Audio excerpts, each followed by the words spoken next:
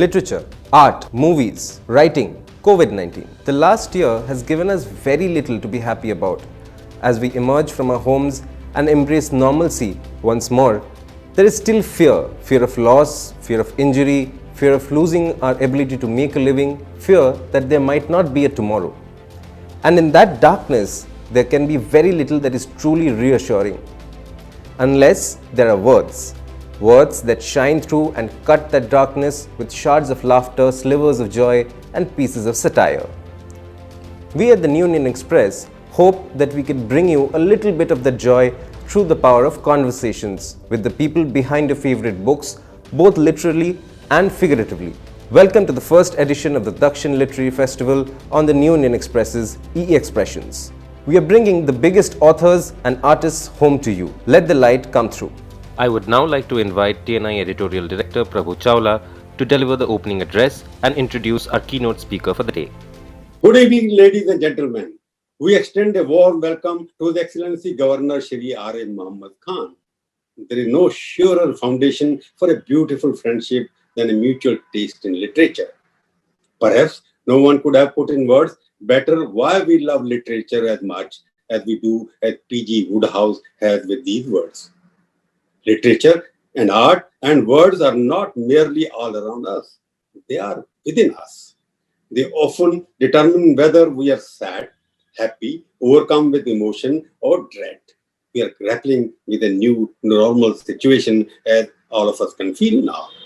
COVID-19 virus has held the world to ransom for almost an entire year. For many of us, words have been our only solace, and what better companionship can we have hoped for?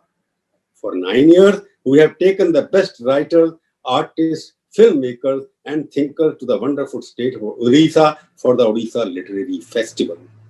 Forced by circumstance now and the need for a sensible social distancing, OLF went online this year, and what a terrific experience it was. To take those cerebral dialogue and discussion beyond the geographic confines of a physical event and to streamline millions of users across the planet. Buoyed by that success, we began to think ambitiously about creating a platform for South India's finest writers along with others to share their thoughts and their writing with everyone. We carved out a confluence of intellect that goes beyond politics, age, and differences. And from that stream of thought was born our latest offering, the Dakshin Literary Festival 220. 33 prominent authors would share their views during the 14 sessions ahead.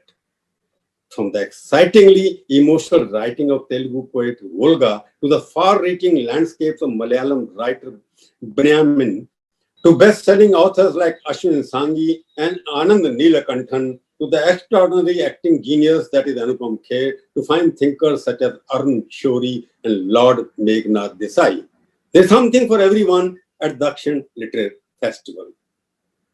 We have planned in such a way that everybody will enjoy it. We even have a panel on children's literature that are some of India's biggest authors from Rupa Pai to Shobha Saru Srinivasan, so we have covered all the bases. But much as a very good book begins with, a good cover and a great opening chapter, this festival also has a bumper of an opening session. We are honored and pleased to have Shri Arif Mohammad Khan, the Honorable Governor of Kerala, to begin these proceedings, albeit only virtually. A terrific thinker, a writer, a politician, and now an enable administration, he is known for his wit and straight thought as much as he is for his principled stances, whether in literary or arena or in the political one. Governor Sahib, we are delighted to have you with us. We hope you enjoy the experience as much as we have enjoyed putting it together for everyone to watch, read, and enjoy. Thank you once again. Shri Prabhu Chawla, ladies and gentlemen, it gives me great joy to inaugurate the first edition of Dakshin Literary Festival 2020, conceived and organized by the New Indian Express Group of Publications. I must compliment Shri Prabhu Chawla and his team for organizing this literary festival on the theme Global Narratives and Southern Perspectives. Keeping in mind the list of the panelists who are exceptionally eminent people, I am confident that their discussions would be an intellectual treat for the lovers of books and literature. Any literary festival is essentially a celebration of written words and celebration of men of letters and the lasting impact of their works on the society at large. And the importance of literature is that it helps us in developing the graces of mind and virtues of spirit, without which life is not worth living. Dr. Sarvepalli Radhakrishnan once quoted from a scripture to underline the importance of literature and writers. Sansar vish virakshasya dui phale amrito pame kavya amrita rasa swada sallapa sajjana neh saha. In this poisonous tree of world, there are two fruits of incomparable value. They are kavya, the immortal essence of the great books, the classics, and communion with great minds. If we want to enjoy the fruits of great literature, well, we must read them with concentration, with full attention to drive maximum benefit from them. Every literary festival helps in igniting our interest in the written word. It reminds us about our ancient classics, which never become old, as writers of the modern age always find new meaning in the text which is relevant to the times in which we are living. It introduces us to the works of young and bright writers which are full of new ideas and perspectives which can help us shape the world better.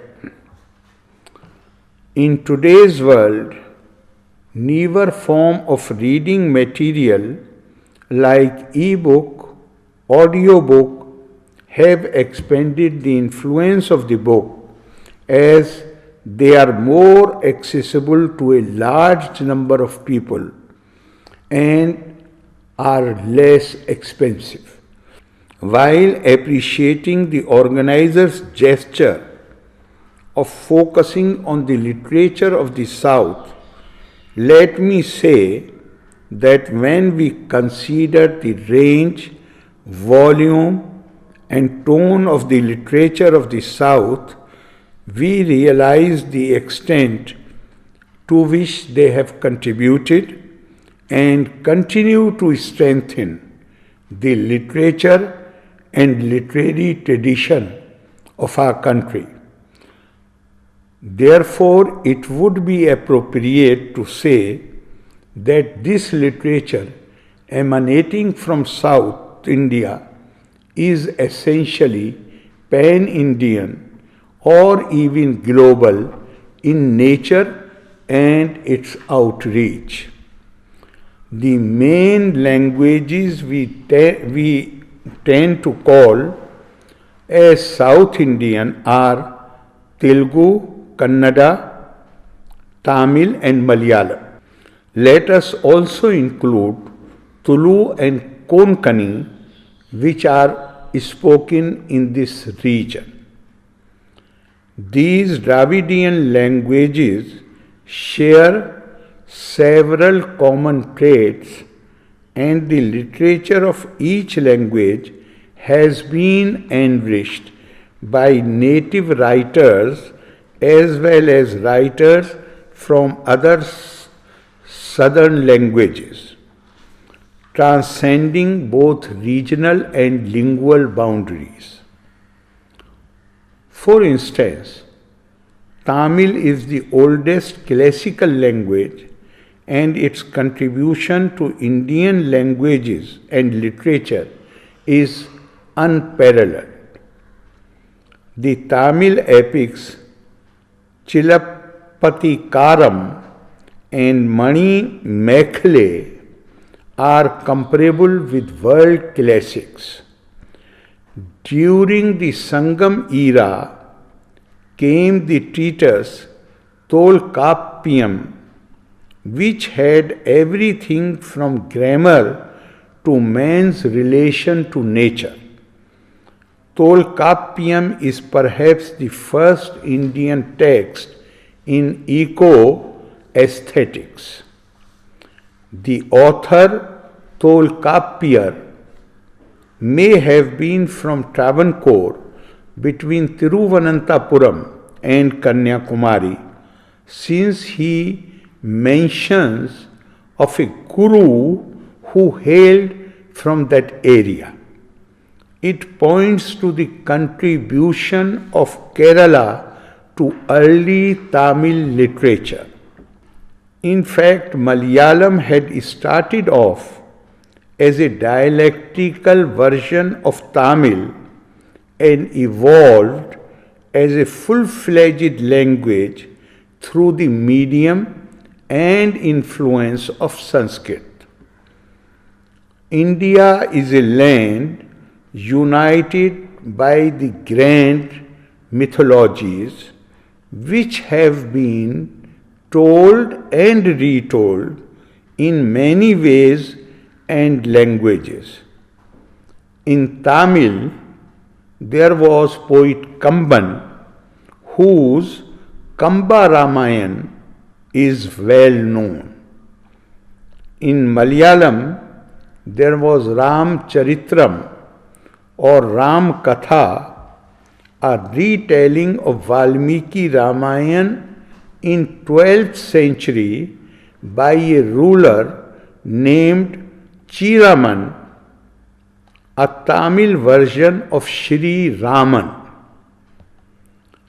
Kerala also had Nirnam poets, Rama Panikar, Shankara Panikar, and Madhava Panikar, who translated Ramayan, Mahabharat, and Bhagavad Gita into Malayalam.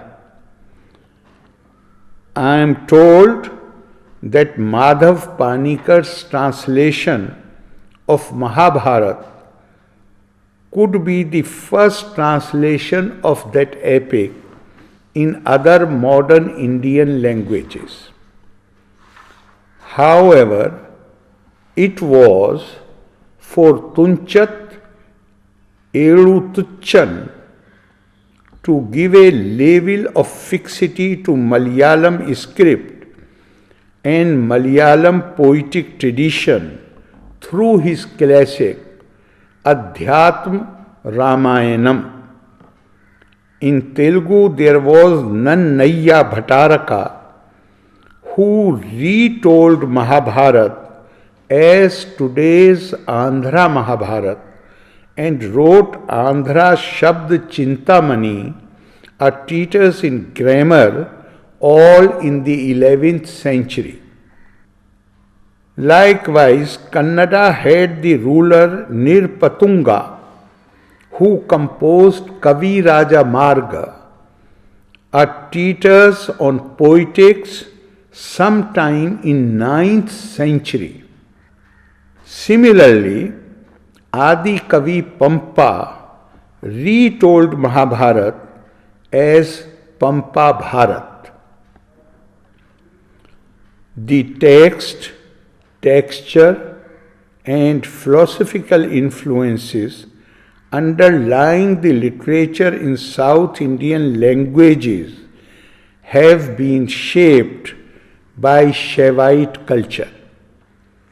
Here also we see a unique quality of India's common heritage and cultural unity.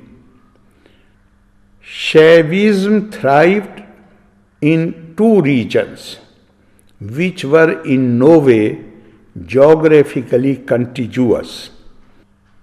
The citadels of Shaivism have been first in the region known as Tamil Nadu in the south, and secondly in Kashmir in north.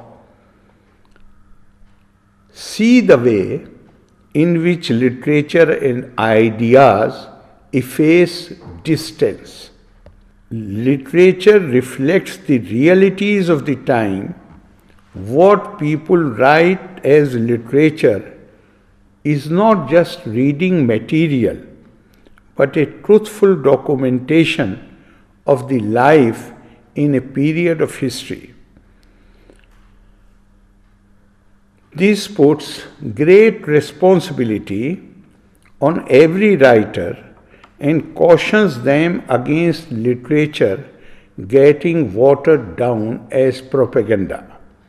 The writer's freedom has no limits. Writers should decide where their freedom ends. Now, I would like to say a few words about the southern perspectives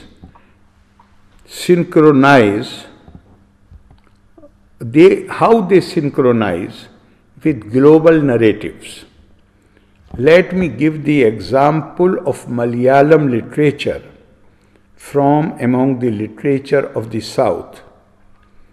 Right from the 19th century, Malayalam literature kept its eyes and ears open to the Western and other literature.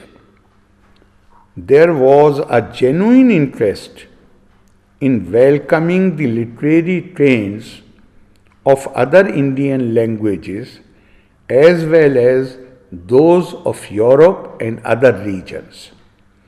In fact, the first translation of Karl Marx, The Capital, was released in Malayalam in 1912, that is 5 years before the Russian Revolution.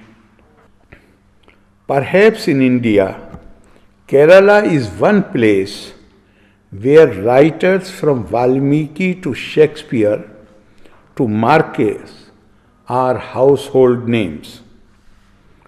All these go a long way in making the voice of literature of the South heard not only in India but globally through translations.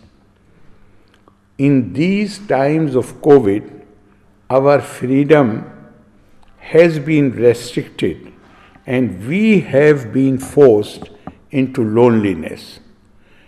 But we know that imagination thrives in solitude, and great writers, poets, and artists seek solitude so that they can give shape to their ideas and imagination. As it says, we make out of the quarrel with others rhetoric, but out of the quarrel with ourselves, poetry. The aim of literature is the good of the world. Vishwa Shreya Kavyam. Its purpose is not just to reflect the world, but to redeem the world. It is not to mirror what is visible to the eye, but to recreate the experience. The solitude enables the writer to glimpse the vision, clothe it with sensitivity, and shape it into words. Let me conclude with what Gurudev Rabindranath Tagore said in his famous essay, The Call of Truth. He said, India cannot attain true freedom unless it is recognized that its foundation is in mind, which, with its diverse powers and its confidence in those powers, goes on all the time creating Swaraj for itself. Gurudev further articulated the importance of a refusal to surrender the dignity of intellect into the keeping of others. The idea of Bharat needs to reveal itself through the literature of various languages. We should be able to freely discuss the idea of Bharat without being offended by divergent views. I say this because our perspectives on global narratives are essentially Indian, whether they come from the south, east, west, or north. My best wishes for the success of this festival. Loka samasta sukhino bhavantu. Thank you. Jai Hind. Thank you, Governor, for that insightful and eloquent address. We hope to hear more from you in the days to come. I would also like to thank Prabhu Chawla for the crisp insight into the festival and the journey